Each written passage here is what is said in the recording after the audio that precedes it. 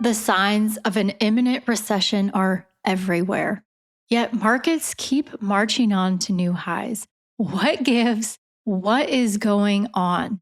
In this week's episode of the Retirement Quick Tips podcast, I'm breaking down what happened in the markets, the stock market, the bond markets over the last quarter, what the heck is going on in the economy, and how we're positioning client portfolios moving forward. If you're new to the podcast, hi there, I'm Ashley Mitchell. I'm a financial advisor and co-owner of True North Retirement Advisors, a fee-only fiduciary financial advisory practice managing over $450 million in client assets.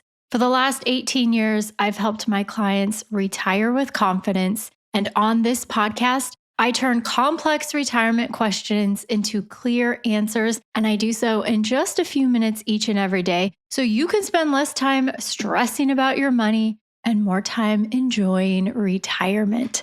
Okay, let's jump in with an update on the stock market. So in the third quarter of 2025, stocks rose 8% overall, and during the quarter touched new all-time highs. One theme that has continued this year is the dominance of tech. The largest tech names are eating the lion's share of all the returns in the stock market. However, gains were a bit more broad across all sectors. So I think there was only one sector that had a negative performance in the third quarter, but don't quote me on that. But pretty much across the board, you saw gains, but you saw the strongest gains for the quarter in the largest tech companies. Mind you, this is only a handful of companies.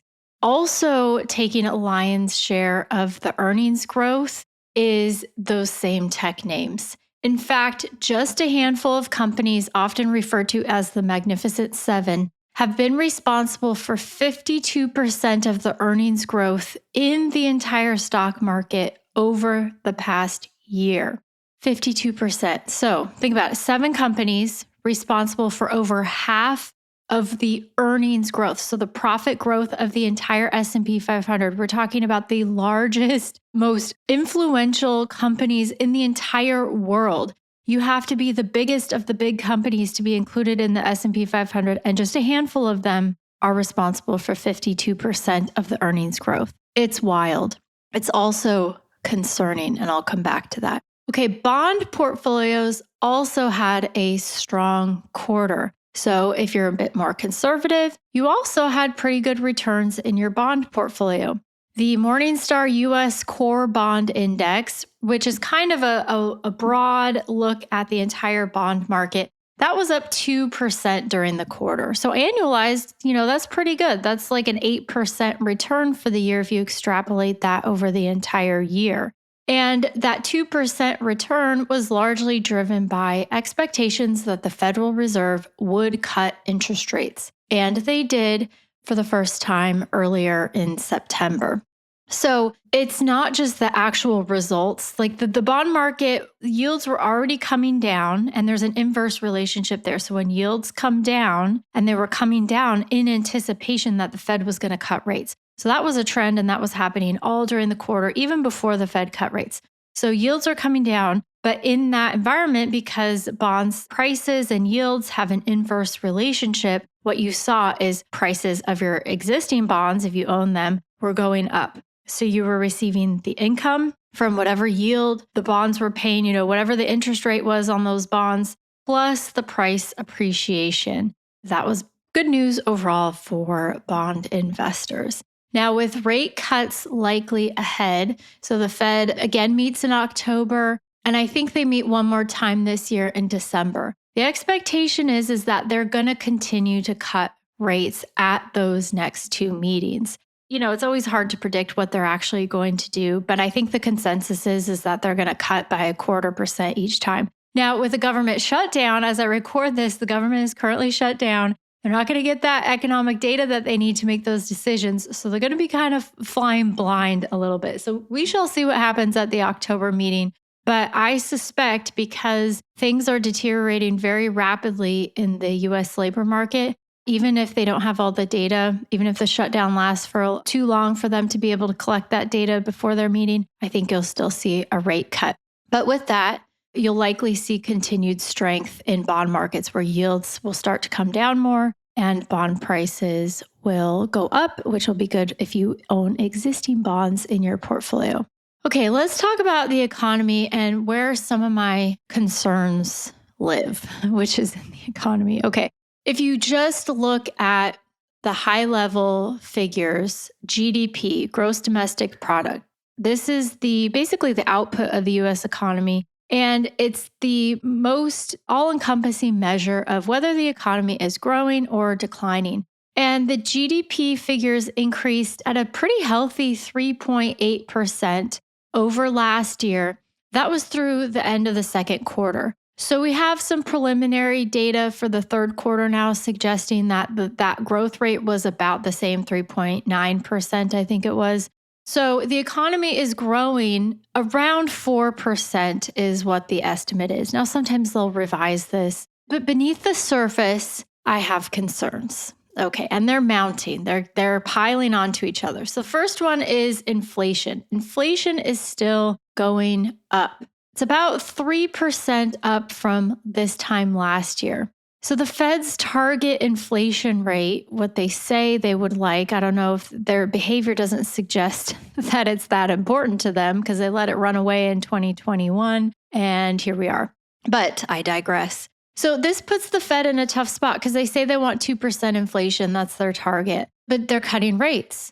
Rate cuts produce inflation. Generally, that's how that works. So they have to maintain this dual balance. They want to keep prices stable, inflation low, close to their 2% target. And they also want to keep the jobs market and the employment rate stable, the unemployment rate. They want to keep that low. So the rate cuts definitely can drive inflation higher, especially with tariffs adding upward pressure on prices. Now, I know this is a very political, polarized issue. Most of the conservative Trump supporting clients I talk to, they're not bothered one bit by tariffs. And more of the Trump haters I talk to, who I also have many clients, I've got lots of clients on both sides. And so if you like Trump, you're okay with the tariffs. You don't think that they're going to be a problem. If you don't like Trump, you're like disaster is on the horizon, probably somewhere in the middle. But you can't ignore the reality that tariffs will put upward pressure on prices. And it's the companies who are importing goods and materials and all those things. It's the companies that pay those tariffs. So it's up to them whether they absorb those costs or pass those on to the consumer. But regardless, the tariffs are not yet priced into the system. They haven't, the tariff trade policy continues to evolve and change. There's things going on where there's legal battles over this. So it remains to be seen what the full impact is on tariffs. But regardless, the combination of cut interest rates and the strong possibility of future tariffs working their way through the system, both of those put upward pressure on inflation. Right now, though, Fed's not as concerned about that, which is why they're lowering rates. What they're concerned about is the labor market, and that's becoming a bigger problem. Now, according to ADP, this is very recent data. This is through the month ending in September. So US businesses have cut jobs in 3 of the last 4 months through September. So the entire summer, cutting jobs, cutting jobs, cutting jobs. Now, there's some seasonality there, yes. However, the summer's job weakness, it follows the largest downward revision in employment data ever. Probably saw this earlier in September. It was reported that 900,000 fewer jobs were added between March of 2024 and March of 2025. So we thought there was roughly 1 million jobs that existed that actually never existed. They weren't there. And there's downward revisions frequently. It happens, but not 1 million jobs. Another political issue. If you look at the details, I know the guy got fired. I forget what his name was, the head of the Bureau of Labor Statistics right after this came out. But that's a pretty big error shouldn't have happened. But their data collection process is also pretty terrible. So it's really hard to tell what the actual employment situation looks like. A lot of that data is very delayed. And the other thing I would say, why the unemployment creeping up and the jobs losses coming, job losses or job gains are only happening in one sector of the economy right now, healthcare. And that's been a trend for a while now. If you go back several years, most of the hiring and most of the job growth over the last several years has not been in the private sector. It's been in government, healthcare, and education. That's it. So this has been an issue for a long time now. And my concern is that if you start to see a lot of layoffs, companies aren't hiring, they're net cutting jobs like ADP has reported, and that continues. That's a big red flag for the economy. Employment numbers are usually the last domino to fall when the economy is actually in a recession.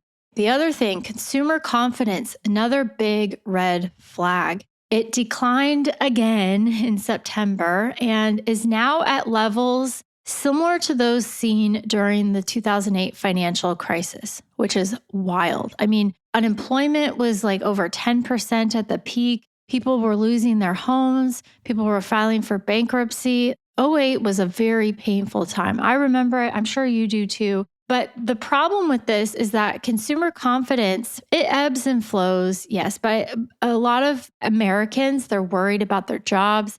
The average American right now is living paycheck to paycheck. They're struggling financially. A lot of them are taking on more and more debt. We're seeing credit card delinquencies go up. We're seeing debt climb, and all of that hinges on someone keeping their job. So my concern here is that if the job situation gets worse, if unemployment starts to meaningfully tick higher, you're going to see this domino effect where a lot of people are going to stop paying their bills. They're going to run into some serious financial problems, and that's going to happen to millions of Americans. In fact, right now, the only people spending money are like the top 10% of Americans when you look at their earnings and their income. So there's a lot of spending happening. Most Americans who are continuing to spend are spending because they have to. Inflation's higher, their bills are higher, their insurance is higher, their rent or mortgage payments. A lot of people who have locked themselves into really high mortgage rates over the last few years, thinking that rates were going to come down, they're reaching the end of their rope. And we're seeing that in the data. This is not my opinion.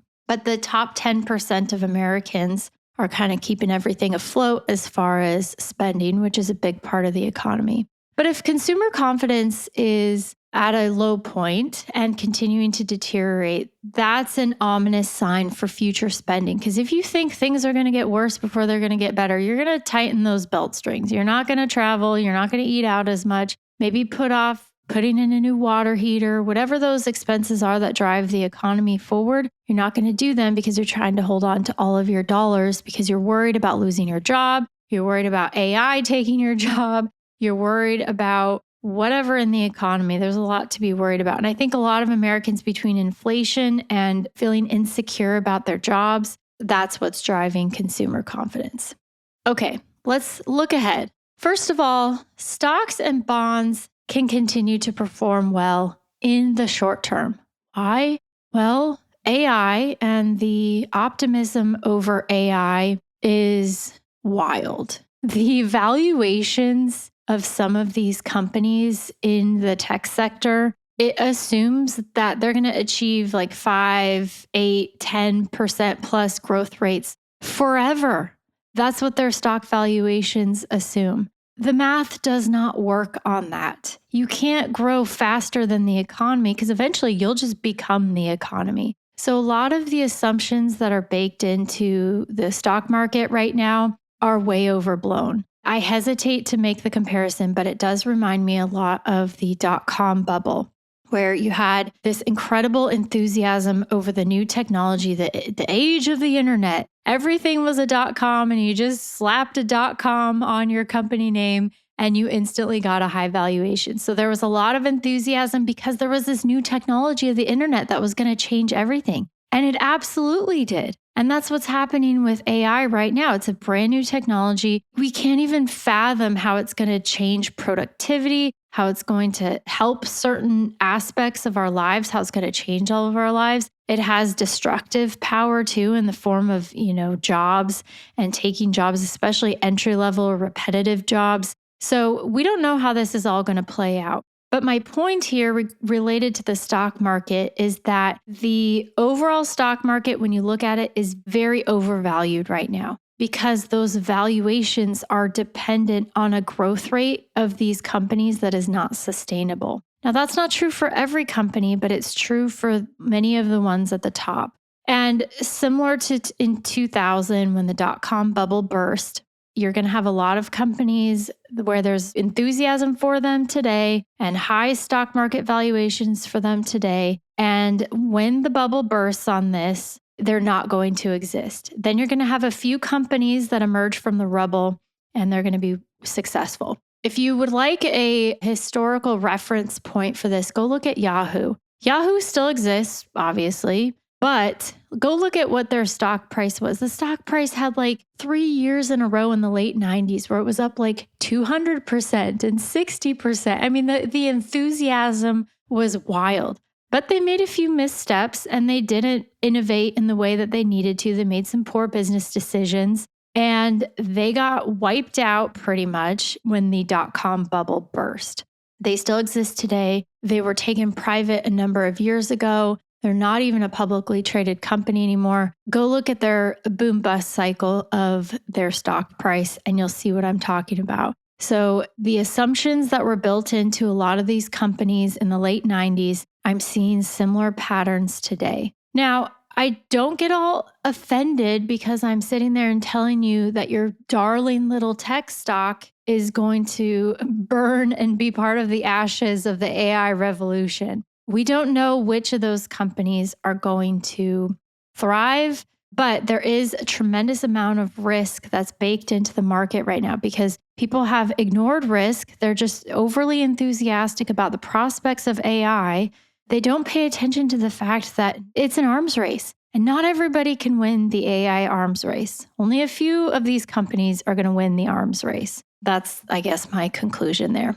I went on a long tangent there, and I'll come back to that because I'll talk about how you may want to position your portfolio in this environment. But stocks and bonds can continue to perform well. I think that at some point there's going to be a reversion to the mean where people are going to wake up and realize that, yeah, this company and the stock market can't grow at a 5-10% rate forever, and that these assumptions that are baked into the valuation are wrong, or you have an outside catalyst, or the economy continues to move in the wrong direction. Whatever the catalyst is, at some point, you're going to have a correction, and I hope not a huge downturn in the market, although that is possible. But as long as the Fed continues to lower interest rates, which is expected over the next few months and even into 2026, that could, if the economy remains stable and doesn't slip into a recession, you could see continued growth in these areas that I'm talking about. I honestly thought the music was going to stop years ago from the pandemic boom, just because there's so many things out there when you look at the economy and the markets and the behavior. It's not following reality. There's a disconnect there. And the music hasn't stopped yet. So you just need to be careful. Recession risks are growing. The stock market is at very elevated levels, not just the total price, but when you look at valuations as well, you really want to be careful about the risk that you're taking. So with that, what I would suggest investors do and what I'm doing with my own clients is evaluating your asset allocation or your overall mix of stocks and bonds. Have you let it ride for the last several years and you've participated in that? Are you getting really close to retirement, but you still have 70, 80% in stocks? That's fine, but you need to attach yourself to the reality of that 70, 80%. What would happen in your financial situation if it went down by 30 or 40%? Because that is what happens in a large downturn and a correction. It's happened multiple times over the last 20 years. And too many people out there think, oh, this time is different. AI will save us. The stock market's going to keep going up, marching on forever. I'm sorry, it's not. It is not. I'm really frustrated because I think too many investors out there are overly optimistic and they're not looking at the realities of the situation. And not every AI company is going to grow at 10% into perpetuity. It's just not going to happen. It's unrealistic. And we need to be students of history when we look at what are the normal, typical patterns in stock market. And no, this time is not different. History doesn't repeat, but it does rhyme. And we need to keep that in mind. So you want to position yourself for continued growth, but you also need to have downside protection too. And that's an individual decision, but you need to look at your portfolio. How are you allocated today? Are you going to be okay still if your stock portfolio drops by 30 or 40%? Because that's the reality. It's going to come at some point. Also, dividend stocks. They're so unloved, left behind in the tech boom, but they remain very attractive. So if you want to own stocks, you want to focus, especially if you're close to retirement, on high quality dividend growth stocks. These companies as a group are not overvalued. They're not. This overheated market are largely focused on the biggest tech names, not dividend growers. So it's a great time, especially because dividend stocks have been largely left behind. You've made money if you've been invested in dividend stocks, but nothing like the overall stock market or having a higher weighting towards S&P 500 or some of the bigger tech names. Also, another thing we've done is added Treasury inflation protected securities tips to hedge against inflation. It's not a big portion of the client's bond portfolios. It's one sleeve of that. And that's, again, because the Fed is lowering interest rates in the face of continued sticky inflation. And the expectation is that inflation may remain elevated for some period of time. And we want to hedge client bond portfolios against that. Also, we've extended bond ladders a little bit. So just using an example, if you had a CD ladder of where you had like a 1-year CD, a 2-year CD, a 3-year CD. Well, as those CDs mature in the shorter term and rates are going down, when you reinvest that CD, maybe you were getting 5%. Maybe when that CD matures and you're reinvesting, maybe you're only getting 3%. So to kind of protect the income stream of a bond portfolio, as rates have come down some, we want to extend the ladders out, basically locking in the interest rate for a longer period of time. We don't want to go too crazy with this. I mentioned most of my clients' bond portfolios, they don't go past about 5 to 7 years in terms of duration and average maturity. So I'm not talking about going out 30 years and locking that in, but going out 5, 6, 7, 8, 9 years in some cases, locking rates in for a little bit longer for that time period makes a lot of sense in the age of lower interest rates. Another thing we've been moving more towards this year is adding more international allocation. Most US investors are pretty underweight stocks outside of the United States. And the US has been the best place to invest generally for the last, even just coming out of the '08 recession. The growth in the United States and the stability of the dollar has really supported US stocks over international stocks as a group in general. But there's pressure on the dollar, and the dollar being weaker this year, that's a good boost for international stocks. So we've added to international exposure. We have asset model portfolios that we manage for clients, especially in those portfolios. We've been adding, again, not going too crazy, but increasing the allocation by a few percentage points has really helped to boost performance this year. And I expect that the international growth rate and that being a contributing factor to portfolios should continue, I would expect, and may even outpace US stock market returns broadly. Now more than ever, as this market path continues upward, the risks of a decline grow. And letting it ride, if you're overweight stocks, especially if you're overweight or highly concentrated in tech, I would classify that as dangerous. Again, I do not know when things are going to change, when sentiment is going to change, when the economy is going to go into a recession. So the timing of this is important. But You don't have to bury everything under a rock in the backyard either. So prudence is key here. I'm not predicting that the market bubble is going to burst. I think we are getting to the stage now where valuations and optimism is so stretched and it's disconnected from reality. That kind of sentiment is in line with a market top. People think it's going to just continue this way forever. This is the new normal. Market tops are defined by that type of sentiment. And so the prudent investor needs to be very careful about reevaluating their asset allocation, looking at how much do you have in stocks, how much do you have in bonds. If you go back and stress test that, like what would that portfolio have done in '08? What would it have done in a typical recession? You need to be prepared for if you're going to have that mix of stocks and bonds and continue on that path. You need to be okay with that potential decline that comes along with that, not just the continued growth. Everyone's focused on the continued growth and they don't look at the other side of the coin, which is the risk.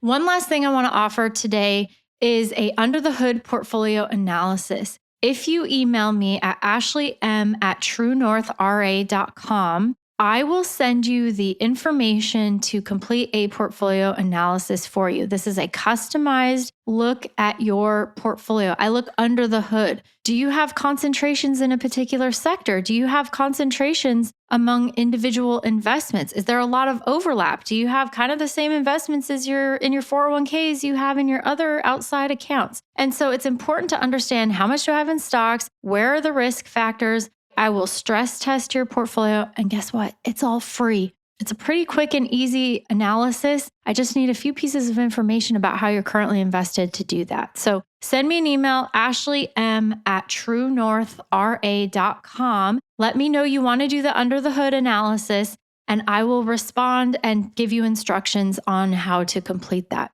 Thank you so much for joining me this week. If you know someone who'd be interested in this week's topic, please share the show. If you have a burning question about your own retirement, you can always reach out on my website, truenorthra.com. My name is Ashley Michike, and this is the Retirement Quick Tips Podcast.